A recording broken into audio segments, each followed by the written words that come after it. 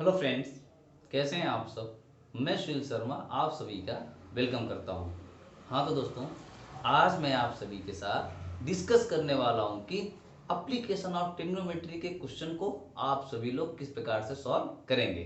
तो दोस्तों, question solve करने का सबसे आसान और सबसे सरल तरीका यह है कि यदि आप सभी को एप्लीकेशन ऑफ ट्रिग्नोमेट्री में ट्रिग्नोमेट्री के फॉर्मूले कंप्लीट हैं तो आप क्वेश्चन को बड़े आसानी से बड़े सरल तरीके से आप क्वेश्चन को सॉल्व कर सकते हैं। अदरवाइज आप सभी को क्वेश्चन सॉल्व करने में प्रॉब्लम होगी। तो दोस्तों, आइए मैं आप सभी को अब मैं बताता हूं कि ट्रिग्नोमेट्री एप्लीकेशन ऑफ ट्रिग्नोमेट्री में आप एंगल को किस प्रकार से पहचानेंगे। ठीक है, तो देखते हैं। एप्लीकेशन ऑफ ट्रिग्नोमेट्री में सबसे पहले बात आती है एंगल ऑफ एलिवेशन की। किसकी? एंगल ऑफ एलिवेशन की। Angle of elevation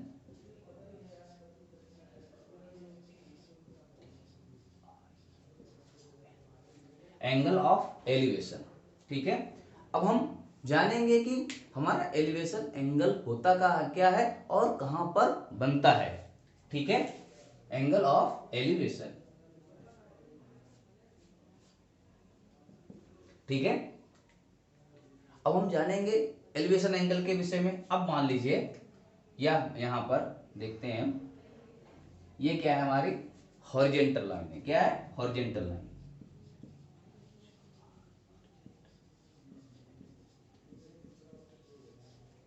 horizontal line,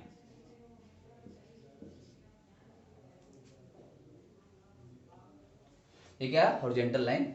और उसके बाद ये जो बनती है हमारी क्या होती है? इसको हम वर्टिकल लाइन भी बोलते हैं और परपेंडिकुलर भी बोलते हैं। ठीक है, और ये बन गया आपका। ठीक है, ये होता है line of site.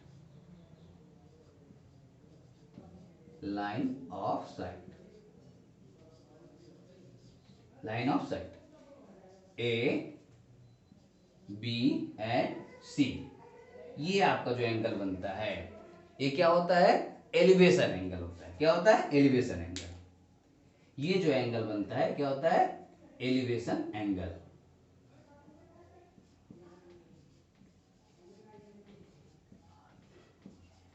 Elevation angle,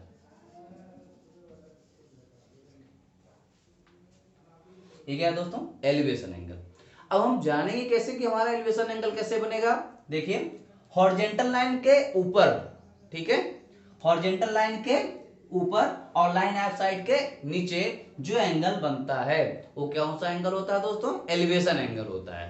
कह सकते हैं हम जो है हॉरिजेंटल लाइन के ऊपर और लाइन ऑफ साइड के नीचे जो एंगल बनता है उसे क्या कहते हैं? एलिवेशन एंगल कहते हैं। या एक इस प्रकार से हम एक बार और कह सकते हैं कि हॉरिजेंटल लाइन और लाइन ऑफ साइड के बीच में जो एंगल बनता है उसे हम एलिवेशन एंगल कहते हैं। क्या कहते हैं? Elevation angle. किसके बीच में? हॉरिजेंटल लाइन और लाइन ऑफ साइड के बीच में जो एंगल बनता है हम उसे क्या कहते हैं? एलिवेशन एंगल कहते हैं। क्या? देखिए, हॉरिजेंटल लाइन के ऊपर और लाइन ऑफ साइड के नीचे, ठीक है, बीच में जो एंगल बन रहा है कौन सा एंगल बन रहा है? Elevation angle. ठीक है, अब एक बात और जानना है हमें। जब हम किसी ऑब्जेक्ट को, मान लीजिए यहां पर हमारा कोई ऑब्जेक्ट है, आप समझ लीजिए, ठीक है, यहां पर मान लीजिए हमारा कोई ऑब्जेक्ट है।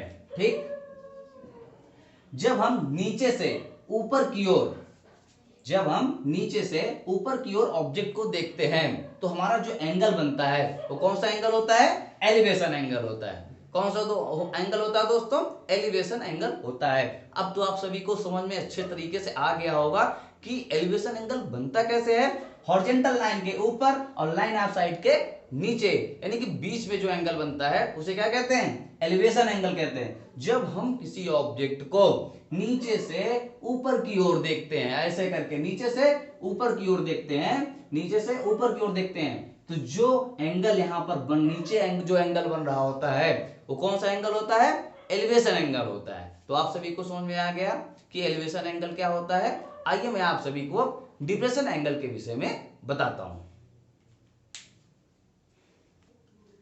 अब मैं आप सभी को डिप्रेशन एंगल के विषय में बताता हूं। यदि आप सभी लोग जो है एंगल पहचानने लगेंगे, जानने लगेंगे, तो आप जो है क्वेश्चन को सॉल्व कर सकते हैं। क्योंकि जब तक आपका जो है आपके जो क्वेश्चन का फिगर नहीं बनेगा तब तक आप जो है क्वेश्चन को सॉल्व नहीं कर सकते हैं। यदि आपका फिगर गलत बनेगा, रॉन्ग बनेगा, तब आपका क्वेश्चन भी गलत ही सॉल्व होगा। ठीक है, अब देखें बात आती है डिप्रेशन एंगल की, एंगल ऑफ डिप्रेशन। देखें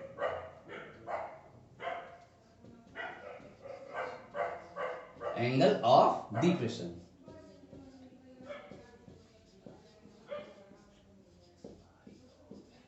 angle of depression.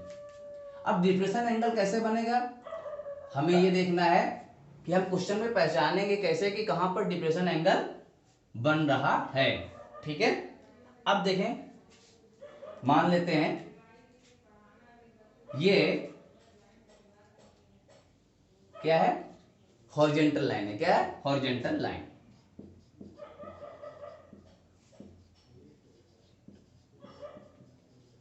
Horizontal line, ठीक है, ये क्या है, हॉरिजॉन्टल लाइन। और ये क्या है आपका, एक पोल है। ठीक है, क्या है, पोल। और यहां से जो एंगल बनता है आपका ये, ठीक है, ये जो एंगल बन रहा है ये आपका क्या बनेगा, ये तो आपका हॉरिजॉन्टल लाइन हो गया। और ये क्या हो गया आपका, लाइन ऑफ साइट। क्या हो गया, line of sight, line of site. ठीक है, मान लीजिए, अब मान लीजिए यहां पर कोई ऑब्जेक्ट है, यहां पर कोई ऑब्जेक्ट है।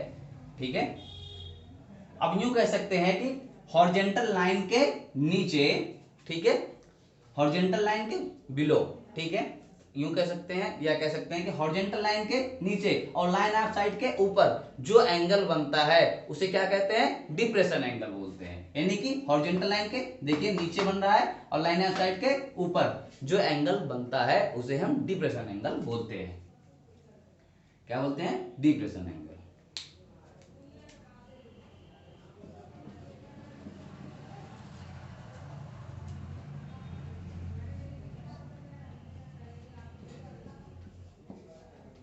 डिप्रेशन एंगल,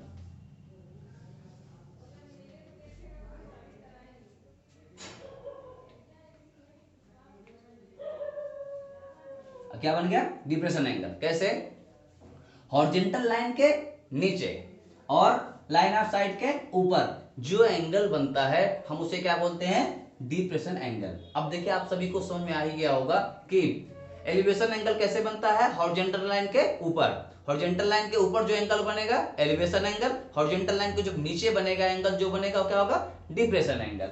अब देखिए जैसे ही, अब यहां पे मान लेते हैं ए बी और ये आपका हो गया सी और यहाँ पे हो गया डी।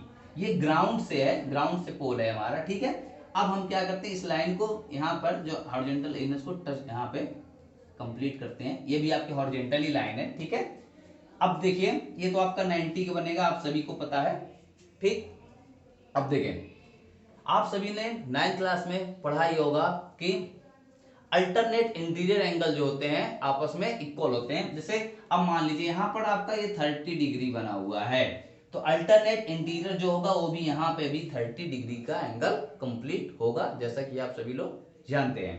ठीक है, तो हमारा सिर्फ यहाँ पर मेन मतलब यह था कि आपको समझना है कि कहां पर एलिवेशन एंगल बनेगा और कहां पे डिप्रेशन एंगल बनेगा, जो मैंने आप सभी को अभी तक बताया कि आप कैसे जानेंगे। जब हम किसी ऑब्जेक्ट को ऊपर से नीचे की ओर देखते हैं, कहां से, ऊपर से नीचे की ओर, जैसे अपनी मुंडी को हम नीचे की ओर झुकाते हैं यूं, और जो एंगल यहां पर बनता है वो कौन सा एंगल होता है, डिप्रेशन एंगल होता है। कौन सा, डिप्रेशन एंगल। ठीक है, ऊपर से नीचे की ओर देखने पर जो एंगल बनता है उसे डिप्रेशन कहते हैं, और नीचे से ऊपर की ओर देखने पर जो एंगल बनता है उसे एलिवेशन एंगल कहते हैं। आप इसको ध्यान रखिएगा अपने माइंड में। ठीक है, यदि आप सभी लोग जो है आपको ये पता रहेगा कि एलिवेशन एंगल कहां पे बन रहा है और डिप्रेशन एंगल कहां पे बन रहा है, तो आप क्वेश्चन को बहुत ही आसान तरीके से सॉल्व कर सकते हैं। अदरवाइज आप घूमते रहेंगे और क्वेश्चन सॉल्व नहीं कर पाएंगे, और सॉल्व भी करेंगे दोस्तों तो गलत हो सकता है, रॉन्ग हो सकता है, ठीक है। इसलिए आप जो है इसको अच्छे से समझें, ठीक है। ऊपर से नीचे की ओर देखने पर जो एंगल बनता है वो क्या होता है, डिप्रेशन एंगल होता है, ठीक है। और नीचे से ऊपर की ओर, अब यूं कह सकते हैं नीचे से ऊपर की ओर जो देखते हैं, ऊपर की तरफ देखते हैं तो जो एंगल बनता है उसे क्या बोलते हैं, एलिवेशन एंगल। एक बात और हम कह सकते हैं कि हॉरिजॉन्टल लाइन के नीचे और लाइन आउटसाइड के ऊपर जो एंगल बनता है उसे क्या बोलते हैं, डिप्रेशन एंगल बोलते हैं, ठीक, समझ में आया। दूसरी बात क्या है कि हॉरिजॉन्टल लाइन के अबव, ऊपर, ठीक है, और लाइन आउटसाइड के नीचे, ठीक है, यानी लाइन आउटसाइड और हॉरिजॉन्टल लाइन के ऊपर जो एंगल बनता है उसे हम एलिवेशन एंगल कहते हैं, ठीक। ये तो आप सभी को अच्छे से समझ में आ ही गया होगा। यदि आप सभी को ये समझ में आ जाएगा तो आप क्वेश्चन को आसानी से सॉल्व कर सकते हैं, नहीं तो आप क्वेश्चन को सॉल्व करने में आप सभी को प्रॉब्लम हो सकती है। तो दोस्तों ये तो रहे एप्लीकेशन ऑफ ट्रिग्नोमेट्री के इंट्रोडक्शन, जो मैंने आप सभी को बताया कि कहाँ पर एलिवेशन एंगल बनेगा, कहाँ पर डिप्रेशन एंगल बनेगा। यदि आप सभी लोग इसको कंप्लीट करेंगे, अच्छे से स्टडी कर लेंगे, तो आप सभी लोग एक्सरसाइज 9.1 के क्वेश्चन को बड़ी आसानी से चुटकियों में सॉल्व कर सकते हैं, ठीक है। यदि आप सभी को फार्मूले कंप्लीट हैं तो आप जो है ट्रिग्नोमेट्री के क्वेश्चन आसानी से लगा सकते हैं। यदि नहीं कंप्लीट है तो दोस्तों फार्मूले को जरूर लर्न करें, कंप्लीट जरूर करें, जिससे आपको ट्रिग्नोमेट्री के क्वेश्चन लगाने में कोई भी प्रॉब्लम ना हो।